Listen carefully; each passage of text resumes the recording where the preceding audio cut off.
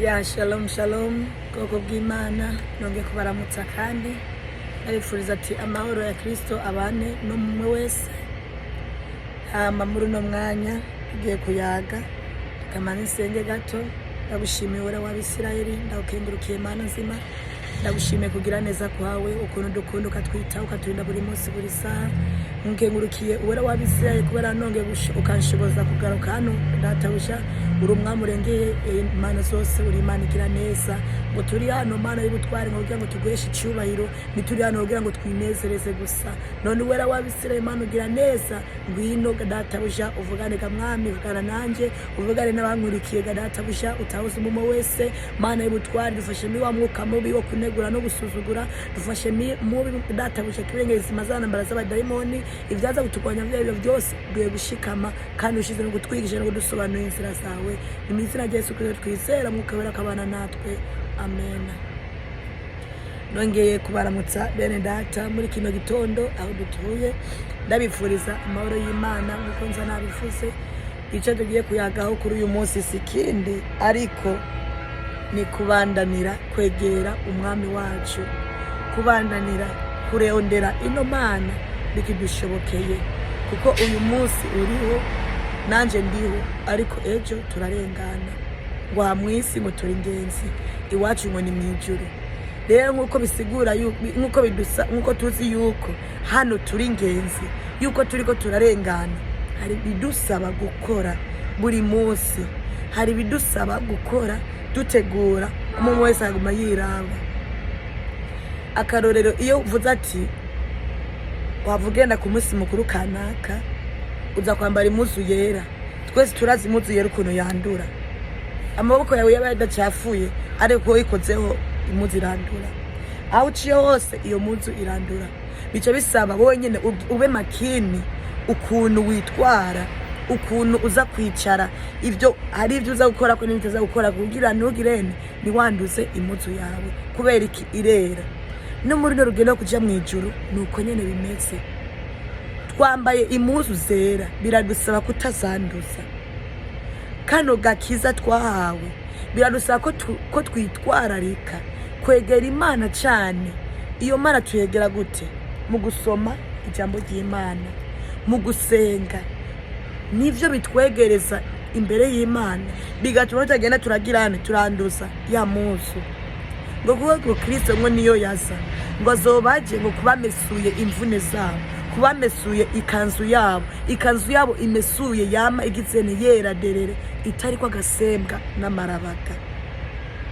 Nawe rero ukavuga ati ngo Kristo ngo aracyarindiriye ngo naje, ukacuba uragirane ukigira hiyo ukisinzirira, ukikoza ivyo wigombeye, ukavuga uko ugomvye, ukajya uko wigombeye. Uko muri runo rugendo nitujya kira kintu cyose tubonye, tujya amajambo y'Imana.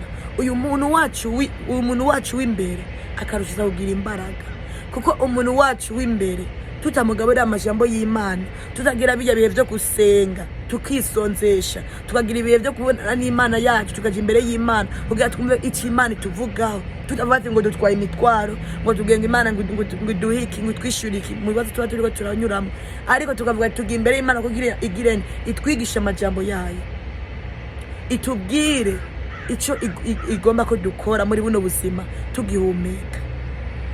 Wowe ugaca wigumira uko nyene, ukaba wa wundi utunzwe n'amasengesho yo kuwa Mungu gusa, hajya ugenda gukora n'abandi ariko utagira ibindi bihe byo kurondera Imana ku giti cyawe, ugamagara Imana uri umwe.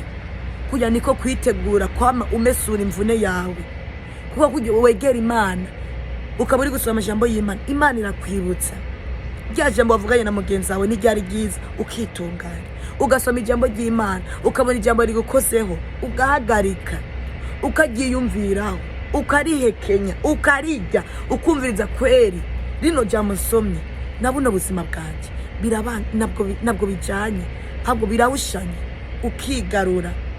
Kuya ni bama bamesura imvune zabo, abarindiriye umwami bama bamesura imvune zabo. None nawe kazokwigumira ngaho gusa, ukibaza kugenda ku rusengero yuko bitosheje, ukibaza kugenda kuririmba yuko bitosheje, utafitaniye burya busabane n'Imana, uzosanga wasigaye. Ngo bazoyumva iyo nzamba n'abafise imitima itanduye, ngo nabasengera mu kuri no muri mwemu. Usengera mu kuri no muri mwemu nta buryarya buba muri bo, kandi bagiye imbere y'Imana barumva icyo Uhoraho avuganye nabo. Iyo Imana ibahanuye, iyo Imana ibabwiye kora iki bakagikora, iyo Imana ibabwiye singomba kugenda uku bakareka, kuko umwami niwe ategeka abana biwe ukuntu bashobora kugenda. Kujya umuvyeyi mama papa bashobora kubwira umwana ati singomba gukora uko, singomba kugenda muri kino kigwi, singomba ko witwara uko, bakagira amategeko mu ngo zabo. N'Imana irafise uko ugomba tumere. Abitirirwa ba Kristo ni dusa nk'uko tubona abisi bagenda, ngo isi itwanga kuko tutarabisi. Iyo batwara abisi isi yadukunda kuko ibikunzi cyane, ariko kubera tutarabisi isi iratwanga. Nawe rero nurushize kugirane kwinezereza n'akazi, kwinezereza no kubona ivyo Imana yaguhezagishe, kubera ijambo ry'Imana yavuga ati naco dushobora gukora Imana itagize n'icyo dushoboje. Ako kazi ugenda ko nuko Imana igushoboje irakugiriye ubuntu. Uracari mu vyaha ariko Imana ishize kukurina kugira irabe ko wohinduka, kugira irabe ko wokwikubita gashi. Umaze imyaka myinshi uri mu busambanyi, umaze imyaka myinshi uri ko wishushanya, uri mu bubeshi, uri kuva mu rugo ugenda mu rundi, uri gutabana ugenda gufata abandi bagore.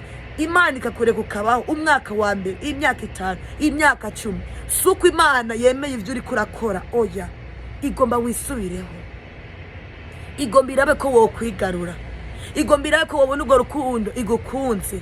Raba ni bangaye bariko barengana, n'abana bangana gute bariko bapfa buri munsi, ariko wowe mugabo ngana ukora cyariho, ariko wowe mugore uracyariho, ariko wowe mukobwa uracyariho, ariko wowe muhungu uracyariho. Imana iragomba kugira ko wisubiraho.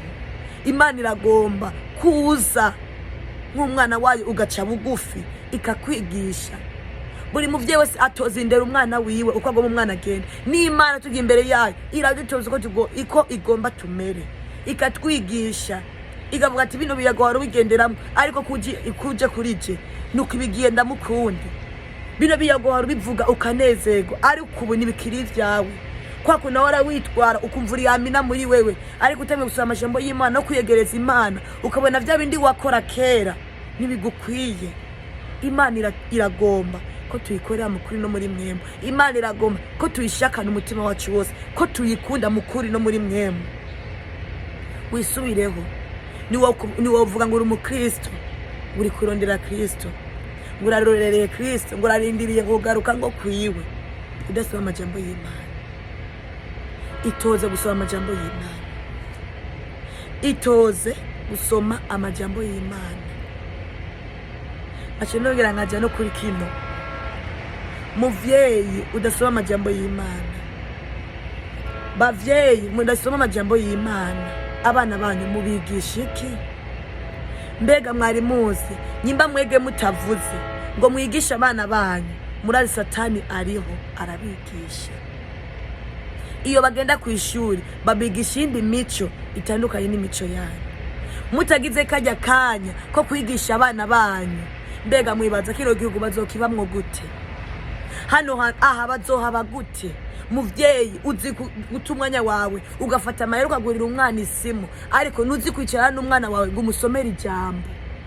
Kujya we ijambo ry'Imana ryakunaniye gusoma ngo rifate ku mutima wawe, kugira ushobore guhindukirira Imana, ubaje guma n'umwana wawe kuri uko nyene. Hama umwana yagira ingeso mbi, umwana wanje yabaye. Nuzi kwicara n'umwana ngo umusengere, nuzi gufata umwanya. Abana bawe bararyamye, genda imbere y'igitanda cyawe, sengera abana. Ingeso ubona barimwo zidakwiye, zereka Imana. Uri haga imbere y'igitanda cyawe baryamye atanu ko babimenya, hamagara Imana uyambaze, kugira avuga ati bano bana yaduhaye izabatubaza. Itoze gusoma ijambo ry'Imana, ugige wo muvyeyi ku bwawe, kugira wereke umuco n'abana bawe, kugira n'abana bawe bazokora bavuga ati ego kweri akagakiza sindi kwenda karondera ubuko, nakuze mbona mama kagenderamo, nakuze mbona papa kagenderamo, kino gitabo nakuze mbona papa agisoma, kweri kigatubera umwangaza mu rugo. Itoze gusoma ijambo ry'Imana. Reka kuba wa wundi ufata ku wa mbere kugeza kwa gatandatu Bibiliya warashize munsi y'igitanda, hagera kwa Mungu mu gitondo ukaza kuyirondera ukunkumura ukura ko gakunguke, nawe urafashe Bibiliya ngo uragiye mu bandi. Itoze gusoma kino gitabo. Kujya ubona ryarenga ari utariye, ryarenga udakoze ku isimu, kandi si munana mahere kwinziritse buri munsi itoze gusoma rino jambo ry'Imana ngo kuko ngo utagira ngo rino jambo muri we ngo nta bwenge agira ngo kandi udasenga uzokwama mu vyaha vyawe. Gusoma amajambo y'Imana ukasomera abana bawe hari byinshi bikurinda kubera irya muri kwigisha abana bawe. Niyo wagira ngo ugiye gukora kimwe wanyurigisha abana bawe uzogarugirere iri nijyaje banasomera abana sinkwiye kubigenderamo ukagirana ukaba wigaruye uko. Nawe rero itoze bavyeyi nimwitoze gusoma amajambo y'Imana. Imisi mikuru yo ko muri ko murayirukira, imisi mikuru mukamara nyimba umunsi mukuru uzoba imbere amezi 6 yahaca ya amezi 6 mutangura kwitegura ubu. Kuki mutitegure kugaruka kwa Kristo? Kuki mudasoma amajambo y'Imana ngo muyigisha abana banyu? Kuki mudasengera abana banyu mukabahamagara mugasengera hamwe abana bakamenya ati aha niho dusengera nk'umuryango? Abana bakavuga ati umuvye akavuga ati amasaha yo gusenga arageze, abana bakamenya ati hari dusengera, ugasanga abana bayice barakurindiriye. Kuki mutitoza uwo muco? Kuki imico nk'iyo y'amasengesho mu ngo yaheze? Ni kubera atamajambo. Ivyisi byaramaze kutunyoha, ubuzi bwaramaze no kutwinjira mu bwonko. Nta muntu akiyumvira gusoma ijambo ry'Imana kandi mubibona ngo nibisanzwe. Turaba Kristo bakazuyazi gusa. Nidushushe kandi nidukonje. Turi banyamujiya nino. Ivyisi birakwega tukiruka. Vy'Imana birakwega tukiruka. Nta majambo yari muri twege. Ufite ijambo ry'Imana hari byinshi udakora. Ufise ijambo ry'Imana hari abagenzi bamwe bamutagendana nabo kubera iki? Bibiliya gusaba kubirinda. Nawe ubagendera umenye ukuntu witwara. Nimwitoze gusoma amajambo y'Imana mugaruru rya muco mu ngo zanyu. Hari umuririmbyi avuze ati ngo ibada njema inaanzia nyumbani haianzi kanisani. Nawe mucamwiza ngo byose bihera mu ishengero. Oya, umuco mwiza uhera mu ngo. Mu ngo hari umuco mwiza no mu ishengero bizagenda neza. Mu ngo harapfuye no ku ishengero uzotwara ivyumye. Nimwitoze mugarukira Imana. Nimwitoze gusoma Bibiliya. Nta muririmbyi udasoma ijambo ry'Imana. Naza ndirimbo zawe nizo gupatisha, niza ndirimbo zara gusa zikanezera abisa amatwi gusa, ariko nizigira umuntu zikuye zigize zanye kugakiza. Mwitoze gusoma ijambo ry'Imana. Mwitoze gusoma ijambo ry'Imana. Mureke kuvanga ibyo musenga byose ngo Imana iravyumva ikabagirira neza. Mumenye na Satani yuko akora. Mumenye yuko na Satani akora. Na Imana izakwemerera ikintu ngo ikiguhe ukiri mu vyaha. Iki Imana ivugana nawe ubwa mbere itaragwa n'umugisha yakwemereye irakubwira ihane. Irakubwira wari umusame ikabwira reka ubusambanyi. Wakwishusha ikakubwira reka kwishushanya. Wayangana ikakubwira reka kwangana. Utababarira Imana ikakubwira harira kuko udahariye nanjye sindaguharira. Mwitoze gusoma ijambo ry'Imana kugira mumenye ibibakwiye. Muriye gutora inyigisho zayo zose mubonye. Mwitoze gusoma ijambo ry'Imana. Rondera agakiza ku giti cyawe. Soma rino jambo kugira riguhindure. Nusome gusogena muri Zaburi. Ukuva gusimigisha, ukuva gusaza ndirimbo za Dawidi, ukuva byabiniye bigonezera mu matwi, ariko nugome kigirana kigenda gukora kuri burya bwibone bwawe. Igenda gukora kuri kuya kwishishanya na burya busambanya urimo. Igenda gukora kuri yajya manya mufise no genda uratukana. Itoze gusoma ijambo ry'Imana. Muririmbyi itoze gusoma ijambo ry'Imana. Muvyeyi itoze gusoma ijambo ry'Imana. Kandi rero uzuriyugarana mu cyumba. Genda abana bawe bakubona. Senga ugasengera hagati mu bana bawe. Ukamagara abana umunsi nuhere ugasengera abana bawe. Kandi witoze kuzura hezagira abana bawe. Nubo kubavuma gusa. Hari abavyeyi asohoye urujambo Mana yanje. Uvuga ngo atutse umwana ngo wagivagundwe ngo wakijujuwe. Umwana umunsi mutuje ngo nikijuju. Ejo aragiye kwishuri. Aragiye aranse yamasi yamayu yamadi aragarutse muhira. Ngo wa mwana ngubwebwe kandi ari wamurose wamubwiye nikijuju. Satani acamutera wa mwuka mubi nyene w'ubujuju wo kutamenya agena mu ishuri. Satani ubwenge akabufunga kubera iki amajambo yawe. Nawe amajambo yawe ntushobora kuyazibira kubera iki nta n'ijambo ry'Imana riri muri wewe. Itoze kujya umara umunsi utasomye isi utagiye kwisimu. Itoze umunsi n'urengana utize ku majambo y'Imana. Kandi ukagenda imbere y'Imana uvuga ati Mana vugana nanje, vugana n'umutima wanje, uyu munsi ugomba nkora iki? Ega nitura kugenda gusa oya kugira twereke n'abajya bakiri inyuma inzira. None uzobereka inzira gute nawe utazi no gusenga, utazi no gusoma amajambo y'Imana? Kandi ngumaze ngo imyaka 10 ngo 10 ariko nigara kintu kandi kikambabaza imyaka 15 uri mwishengero. Mutse nkubona utona mwishengero nta n'umusi nigeze nkubona ngo uri kumbwira ijambo ry'Imana. muze nkubona nguri kugena mwishengero ariko nkaraba ubuzima bwawe nkavuga wapi. Twitoze gusoma amajambo y'Imana kandi tugiye kuyasoma tumenye yuko tugomba guhinduka. Nuje imbere y'Imana utagomba guhinduka kuko uje imbere y'Imana iraguhindura ikakugira uko igomvye. Kandi mwirinde bijya bintu umuntu ababwira ngo uri gukwirikira Imana ngo bisanga umeruko wamara ijipo ndende wambare ya mipira igerino wifitandi ibitambara ugirene. Imana iravise uko ugomba imere. Genda imbere y'Imana ugati Imana ugomba mere gute, ugomba nze nambara gute, ugomba nitware gute. Imana izakubwira. Ivyo bintu muza muragenda mwiga mugenda murakopi ngo abantu ngo bakiza ngo bagende ko ngo bagireko muzatakara kubera muzoba murikorera ibintu mudashoboye. Urazora iyo umuntu akubwiye ikintu akaguhadikiriza ikintu ngo uhinduke ku nguvu, kiya kintu kirakuvuna. Ariko ikintu wagiye gusengera imbere y'Imana, Imana akaba ari ikikubwira uri ku mavi cyangwa uri gusoma ijambo kirabangutse gukora. Ni mwitoze kwicara imbere ikugirane murondera ahantu mu rugo rwanyu mubonanira n'Imana. Kavuga ati hano hantu nuzanagenda kwicara buri munsi nyima mvuye gukazi nkafata iminota 10-15 mwicara hano usenga Imana kugira ishobore kunyobora. Nuzanesha utagira Imana muri wewe.